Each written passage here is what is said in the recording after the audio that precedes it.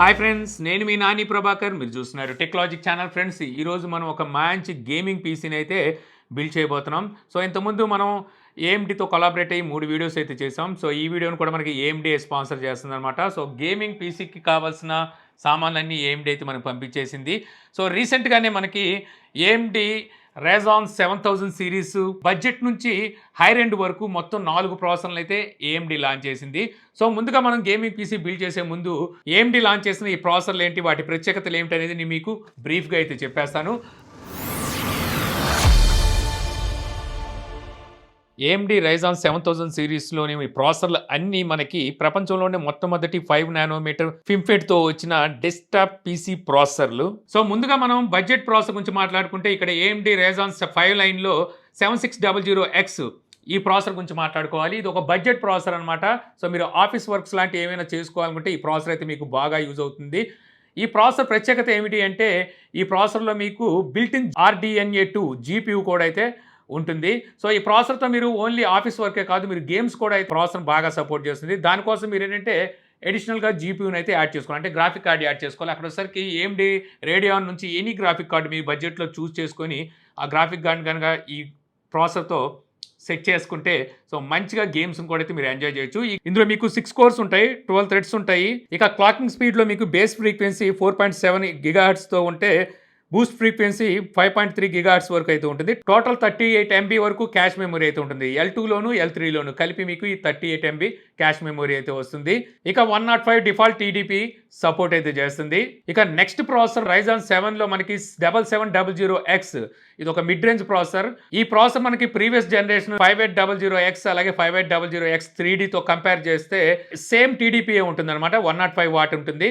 కాకపోతే ఇందులో మనకి 8 కోర్స్ ఉంటాయి, 16 థ్రెడ్స్ ఉంటాయి. ఇక clocking speed base frequency 4.5 GHz ఉంటే బూస్ట్ ఫ్రీక్వెన్సీ 5.4 GHz అయితే సపోర్ట్ చేస్తుంది. ఒక 40 MB వరకు టోటల్ క్యాష్ మెమరీ సపోర్ట్ అయితే ఉంటుంది. నా దగ్గర కూడా ఇప్పుడు అదే CPU అయితే ఉందన్నమాట. సో ఈ ప్రాసెసర్తో ఇప్పుడు మనం గేమింగ్ పీసీని అయితే బిల్డ్ చేయబోతున్నాం. ఇక తర్వాత టాప్ ఎండ్ అండ్ హైర్ ఎండ్లో చూసుకుంటే AMD Ryzen 9 లైనప్లో 2 ప్రాసెసర్లు అయితే లాంచ్ చేసింది. 7900X, 7950X. 7900X ఇందులో మనకి 12 కోర్స్ ఉంటాయి, 24 థ్రెడ్స్ ఉంటాయి. బేస్ ఫ్రీక్వెన్సీ 4.7 GHzతో వస్తే బూస్ట్ ఫ్రీక్వెన్సీ 5.6 GHz అయితే వస్తుంది. 76 MB వరకు టోటల్ క్యాష్ మెమరీ సపోర్ట్ అయితే చేస్తుంది. డిఫాల్ట్ TDP మీకు 170 వాట్ వరకు సపోర్ట్ అయితే ఉంటుంది. ఇక last hire end processor 7950X. ఇందులో మనకి 16 కోర్స్ ఉంటాయి, 32 థ్రెడ్స్ ఉంటాయి. బేస్ ఫ్రీక్వెన్సీ 4.5 GHz వస్తే బూస్ట్ ఫ్రీక్వెన్సీ 5.7 GHz అయితే సపోర్ట్ చేస్తుంది. క్యాష్ మెమరీ టోటల్ మనకి 80 MB వరకు సపోర్ట్ అయితే ఉంటుంది. ఇక ఇందులో మీకు 170 వాట్ వరకు డిఫాల్ట్ TDP సపోర్ట్ అయితే చేస్తుంది. ఈ ప్రాసెసర్ ప్రీవియస్ జనరేషన్ బేస్ ఫ్రీక్వెన్సీతో కంపేర్ చేస్తే 32% ఫాస్ట్ ఉంటుంది. బూస్ట్ ఫ్రీక్వెన్సీలో చూస్తే 16% ఫాస్ట్ అయితే ఉంటుందని చెప్పి AMD అయితే చెప్తుంది. ఇక మీకు చెప్పాను కదా, ఈ ప్రాసెసర్లన్నీ మీకు 5 నానోమీటర్ మీద అయితే వస్తాయి. అలాగే AMD ఎక్స్పో టెక్నాలజీ సపోర్ట్ కూడా అయితే ఈ ప్రాసెసర్కి ఉంది. ఈ టెక్నాలజీ యూజర్ ఫ్రెండ్లీ, అంటే మెమొరీని ఓవర్ క్లాక్ చేసేందుకు ఈ టెక్నాలజీని అయితే డెవలప్ చేశారు. ఇక ఈ CPUలన్నీ మీకు ఓవర్ క్లాకింగ్ కోసం ఆల్రెడీ అన్లాక్ చేసే ఉంటాయి. ఇక ఈ ప్రాసెసర్లు Gen 4 CPU ఆర్కిటెక్చర్ తో రావడం వలన ప్రీవియస్ Gen 3 మోడల్ తో కంపేర్ చేసి చూస్తే మీకు 118% వరకు ఫాస్ట్ ఉంటుందని చెప్పి AMD అయితే చెప్తుంది. అలాగే Gen 4 లో కూడా మీకు dual L2 cash memory support కూడా అయితే ఉంది. సో ఇక్కడ వచ్చేసరికి ఈచ్ 1 కోర్కి 1 MB అయితే ఆఫర్ చేస్తున్నారన్నమాట. అంటే 6 కోర్స్ ఉన్నాయనుకోండి, 6 MB, 8 కోర్స్ ఉంటే 8 MB, 12 కోర్స్ ఉంటే 12 MB, అలాగే 16 కోర్స్ ఉంటే 16 MB వరకు మీకు మెమరీని అయితే ఆఫర్ చేస్తున్నాయి. ఇక ఈ 4 ప్రాసెసర్లు మీకు కొత్త AM5 ప్లాట్ఫామ్ మీద అయితే వస్తాయన్నమాట.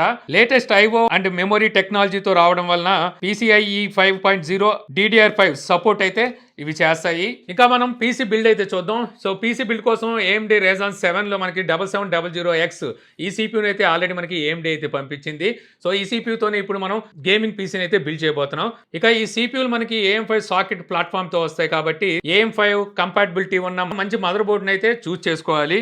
X70E ఈ మదర్ బోర్డ్ని అయితే AMD పంపించింది అనమాట. ఇందులో మనకి బిల్ట్-ఇన్ Wi-Fi 6E అయితే ఉంటుంది.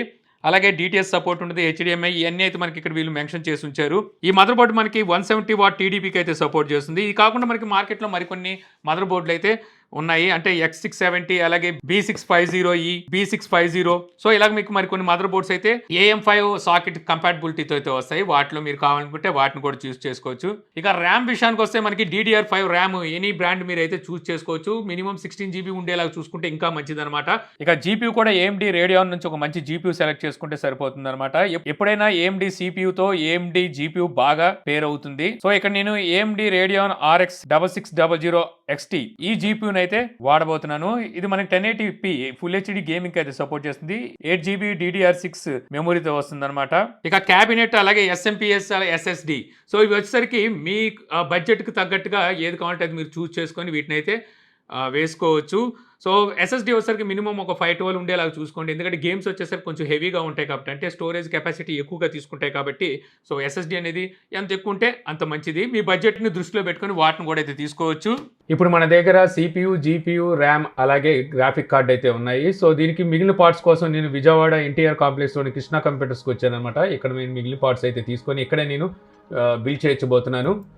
సో ముందుగా ఇక్కడ మీరు CPU చూడొచ్చు. సో CPU వచ్చేసరికి మనకి AMD Ryzen 7000 సిరీస్లో 7700X ఈ CPUని అయితే తీసుకున్నాను. అలాగే మదర్ బోర్డ్ వచ్చేసరికి ASUS AM5 సాకెట్ ఉన్న మదర్ బోర్డ్ ఆల్రెడీ మనకి AMD అయితే పంపించింది కదా. సో దీంట్లో మనం ఈ CPUని అయితే ఇన్సెట్ చేయబోతున్నాము. సో చూసారుగా ఈ విధంగా ఇన్సెట్ అయితే చేయాలి. సో ఇన్సెట్ చేసిన తర్వాత ఇక్కడ మనకి లాక్ చేయడానికి ఒక క్లిప్ లాంటిది అయితే ఇస్తారు. ఈ క్లిప్ లాంటిది మనం ఫోల్డ్ చేసి లాక్ అయితే చేయాల్సి ఉంటుంది. ఆ తర్వాత మనకు ప్రాసెసర్ అయితే అక్కడ మూవ్ అవ్వదు. ఇక నెక్స్ట్ ప్రాసెసర్ హీట్ ఎక్కకుండా ఉండాలంటే సో ఒక ఫ్యాన్ అయితే అవసరం. ఇక్కడ వచ్చేసరికి మనకి ఫ్యాన్లో రకాలు ఉంటాయి. బట్ వచ్చేసరికి నేను ఒక కూలింగ్ ఫ్యాన్ అయితే తీసుకున్నాను.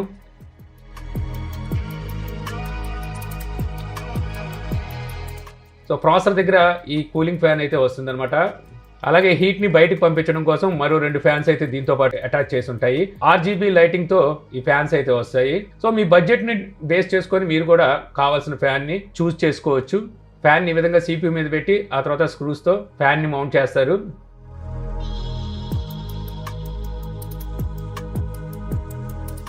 ఇక నెక్స్ట్ మనం దగ్గర ర్యామ్ అయితే ఉంది, DDR5 ర్యామ్. సో ఈ ర్యామ్ని అయితే ఇన్సర్ట్ చేస్తాం. ఇది 16 GB RAM. So minimum 16 GB RAM ఉంటే బాగుంటుంది, ఇంకా బెటర్గా అయితే ఉంటుంది అనమాట. సో ఈ ర్యామ్ కూడా మనకి RGB లైటింగ్తో అయితే వస్తుంది. సో క్యాబినెట్ అనేది మన బడ్జెట్ని బేస్ చేసుకుని క్యాబినెట్ అయితే తీసుకోవచ్చు. ఆకర్షణీయంగా కనిపించాలంటే మీకు క్యాబినెట్స్లో చాలా రకాలు అయితే ఉంటాయి. ఒక మంచి ఆకర్షణీయమైన క్యాబినెట్ని అయితే చూస్ చేసుకుంటే మీకు PC చూడడానికి కూడా చాలా అందంగా అయితే కనిపిస్తూ ఉంటుంది. సో నేను ఈ క్యాబినెట్ని అయితే చూస్ చేసుకున్నాను. ఇది మనకి ట్రాన్స్పరెంట్లో కనిపిస్తుంటుంది. లోపల మనకి RGB లైటింగ్ అనేది బయటికి కనిపిస్తుంటుంది అనమాట. ఈ క్యాబినెట్లో మనకి 3 RGB లైటింగ్ ఉన్న ఫ్యాన్స్ని అయితే వీళ్ళు బిల్ట్-ఇన్ ప్రొవైడ్ చేస్తున్నారు.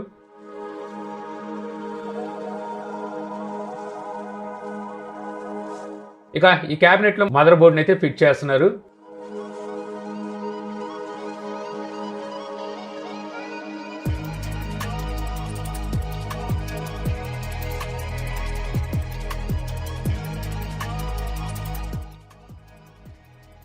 సో మదర్ బోర్డు ఫిట్ చేసిన తర్వాత ఇందాక మనం బిగించిన కూలింగ్ ఫ్యాన్ ఉంది కదా CPUకి. సో దానికి సంబంధించి మరో 2 ఫ్యాన్స్ అయితే అటాచ్ చేసి వస్తాయి. సో వాటిని వచ్చేసరికి ఇప్పుడు ఆ క్యాబినెట్కి టాప్లో అయితే ఫిట్ చేస్తున్నారు. సో దీనివల్ల మన CPUలో జనరేట్ అయిన హీట్ అనేది బయటికి అయితే వెళ్ళిపోతూ ఉంటుంది. సో చూసారుగా టాప్లో మీకు ఫ్యాన్స్ అయితే ఈ విధంగా ఫిట్ చేస్తున్నారు. సో వన్స్ ఫ్యాన్ ఫిట్ చేసిన తర్వాత మీకు పైన మ్యాగ్నెట్ గ్రిల్ అయితే ఒకటి వస్తుంది. సో ఈ గ్రిల్ని ఈ విధంగా అయితే పెట్టేస్తే అది అంటుకుపోతుంది అనమాట. సో ఎప్పుడైనా డస్ట్ లాంటిది ఏమైనా ఉంటే ఈ గ్రిల్కి అయితే పట్టి ఉంటుంది. సో ఆ గ్రిల్ తీసి మనం క్లీన్ చేసుకుంటే సరిపోతుంది. ఇప్పుడు క్యాబినెట్లో బిల్ట్-ఇన్ ఇచ్చిన వైర్స్ని మదర్ బోర్డుకు అయితే అటాచ్ చేశారు. సో చూసారు కదా, చూడడానికి మనకి లెఫ్ట్ సైడ్ ఈ విధంగా అయితే కనిపిస్తూ ఉంటుంది. రైట్ సైడే మనకి మొత్తం వైరింగ్ సెక్షన్ అంతా ఉంటుంది అనమాట. అది మీకు బయటకు కనబడదు.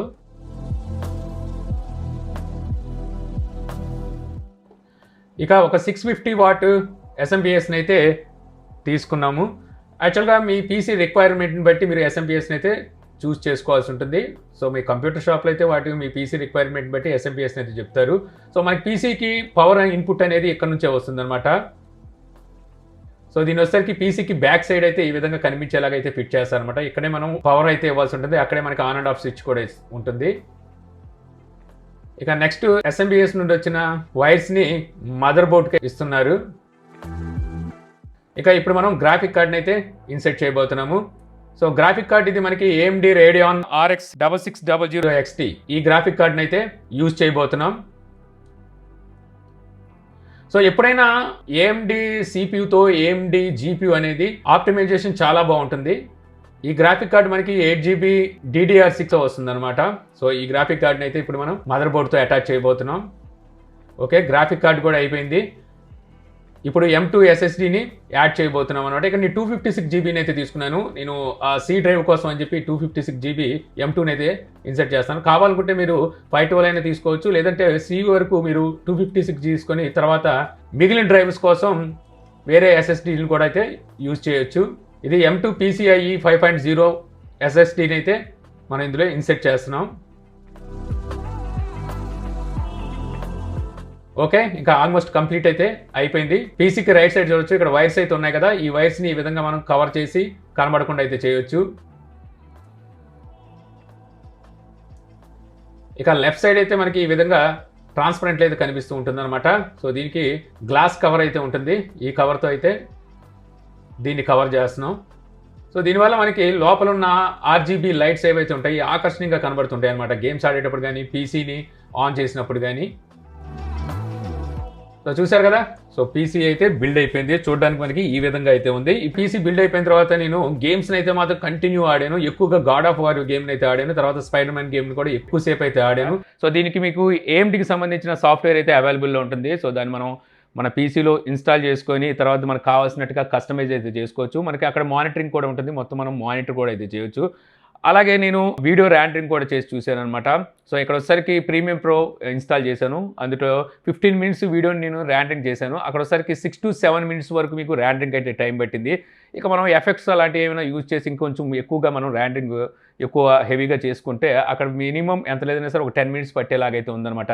ఏది మీకు 15 మినిట్స్ వీడియో. డైలీ మనం చేసే టెక్ న్యూస్ లాంటివి ఏంటంటే మనకి 10 మినిట్స్ వీడియో ఉంటుంది. సో అలాంటివి కనుక మనం ర్యాండరింగ్ చేసామంటే 5 to 7 మినిట్స్లో అయితే అయిపోతాయి. సో అంత స్పీడ్గా అయితే మనకి ఈ మిడ్ రేంజ్ ప్రాసెసర్ అయితే పనిచేస్తుందని చెప్పొచ్చు. అలాగే బెంచ్ మార్క్ స్కోర్ కూడా అయితే చూశాను. బ్లెండర్ బెంచ్ మార్క్లో 291.22 స్కోర్ అయితే చేసింది.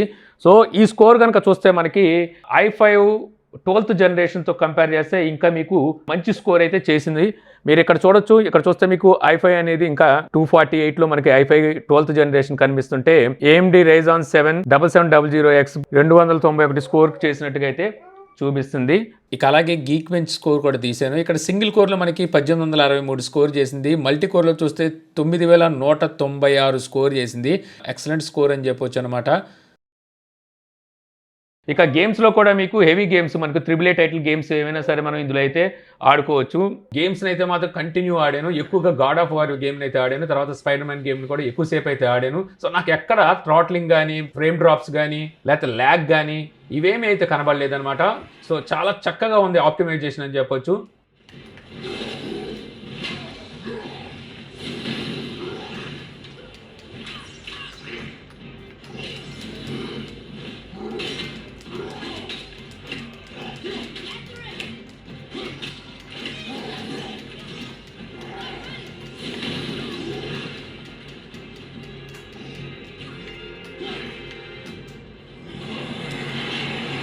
अरे ऐसा है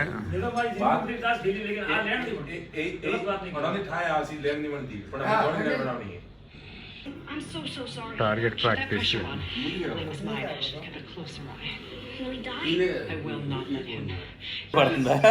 ఇది అది కట్ చేసా.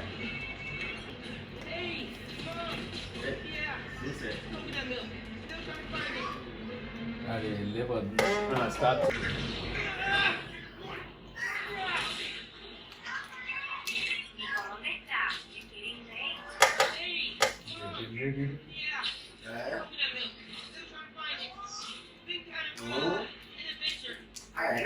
సో చాలా ఈజీగానే హ్యాండిల్ చేస్తుందని చెప్పొచ్చు. ఇక్కడ మీకు చూస్తున్నారు కదా, గాడ్ ఆఫ్ వార్ అయితే ఇప్పటి వరకు నేను ఆడి చూశాను. ఇక్కడ వచ్చేసరికి 160 ఫ్రేమ్స్ వరకు అయితే తీసుకుంటుంది. మ్యాక్సిమం క్వాలిటీలో నేను గేమ్స్ అయితే ఆడి చూశాను అనమాట.